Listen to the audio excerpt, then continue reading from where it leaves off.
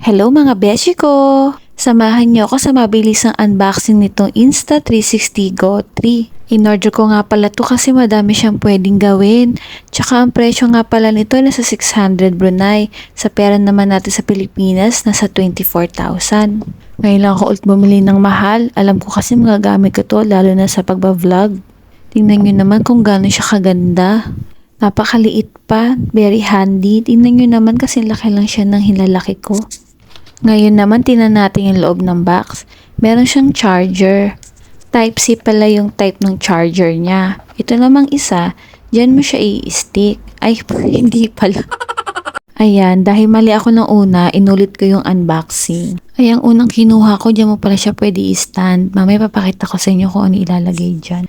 Ito naman, nilalagay ito sa ulo, pero kailangan may suot kang sombrero. I-click mo lang siyang ganyan, no? Magnetic pala to. Grabe nga yung dikit niya, napakatibay. Ang hirap nga alisin pero okay lang, at least safe na safe siya. Ito namang isa, gagawin mo siyang kwintas, tapos dyan mo siya ididikit. O diba, ang ganda niyan, lalo na kapag nagka-travel ka.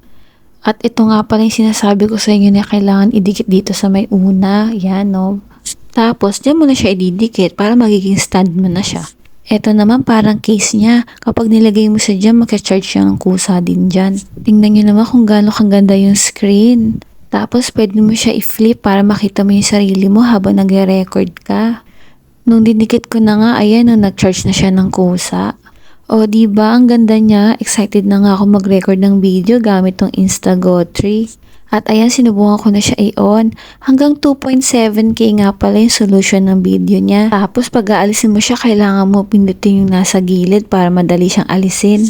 Tapos internal memory niya is 64GB. Madami-dami ka na din marirecord. Tingnan nyo, kahit alisin siya doon sa may lalagyanan, nakakonect pa rin siya. Nakikita ko pa rin yung sarili mo doon sa screen. Masusunod ko palang mga video, gagamitin ko na to. Kaya follow nyo ako mga beshi ko para ma-update kayo sa aking mga susunod na video. So, ayun lang. Tapos na. Bye!